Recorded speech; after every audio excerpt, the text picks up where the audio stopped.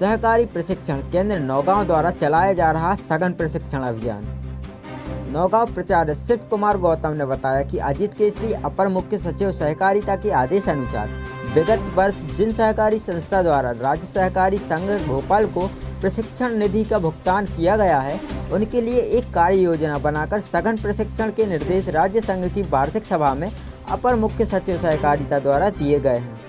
मध्य प्रदेश राज्य सहकारी संघ मार्यादत भोपाल द्वारा प्रशिक्षण कार्य योजना के तहत राज्य संघ के प्रबंध संचालक ऋतुराज रंजन एवं राज्य सहकारी शिक्षा अधिकारी के मार्गदर्शन में जिला छतरपुर के डिप्टी कमिश्नर सहकारिता अशोक शुक्ला के सहयोग से यह कार्यक्रम चलाए जा रहे हैं, जिसमें सभी सेवा सहकारी समिति पहरा माधवपुर पीपट में 1 दिवसीय सहकारी प्रशिक्षण शिविर का आयोजन मध्य प्रदेश राज्य संघ के सहकारी प्रशिक्षण केंद्र नौगांव के प्राचार्य शिव कुमार गौतम द्वारा चलाया जा रहा है। कार्यक्रम का संचालन खूबचंद नाई प्रभारी लिपिक द्वारा किया गया। इस मौके पर सभी सहकारी समिति के प्रबंधक ML चौरसिया छतरपुर, राम सोहावन माधवपुर, मंगल पांडे चंदला, रामकृष्ण मिश्रा छठीवा मोरी, दादू राम पटेल बसिया, मुरलीधर शुक्ला बाछौन, रणवीर सिंह बलकोरा, ब्रजराज तिवारी चंदला एवं कंप्यूटर ऑपरेटर पवन अवस्थी एवं गणमान्य नागरिक उपस्थित रहे।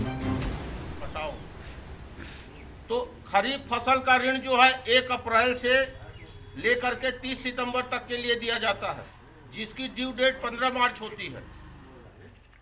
रबी फसल 1 अक्टूबर से 31 मार्च तक के लिए दिया जाता है, जिसकी ड्यू डेट 15 जून होती है।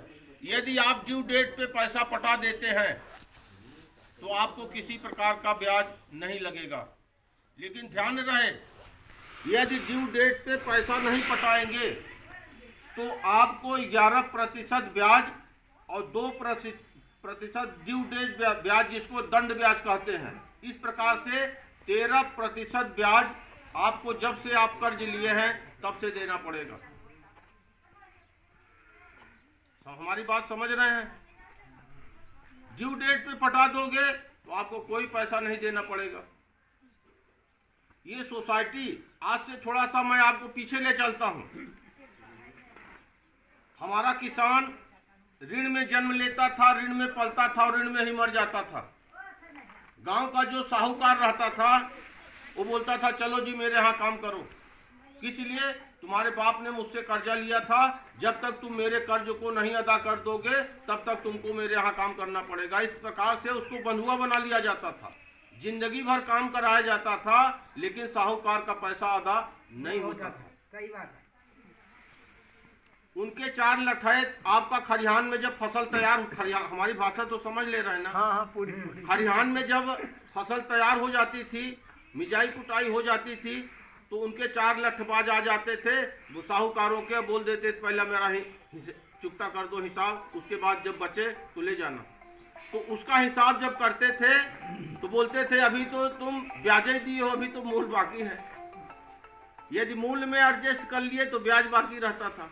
इस प्रकार से जिंदगी भर वो कर्जा अदा करता था, पुश्त दर पुश्त अदा करता था, लेकिन कर्जा अदा नहीं होता था। इसी प्रकार का एक शिक्षा शिविर सबसे पहले बंबई प्रांत में लगाया गया था। वहाँ का किसान ऋण के बोझ से इतना ज्यादा दब गया था कि त्राहि त्राहि करने लगा था कि हे भगवान, ऐसा कौन सा दिन आएगा कि इससे हमको मुक्ति मिल जाएगी। तो उन किसानों को इकट्ठा करके, जैसे यहाँ पे आप लोग सब इकट्ठे हुए हो, तो उनको एकता का पाठ पढ़ाया गया। रामचरितमानस में गोस्वामी तुलसीदास जी ने लिखा है कि जहाँ सुमति तहाँ संपत्ति नाना, जहाँ कुमति तहाँ विपद निधाना।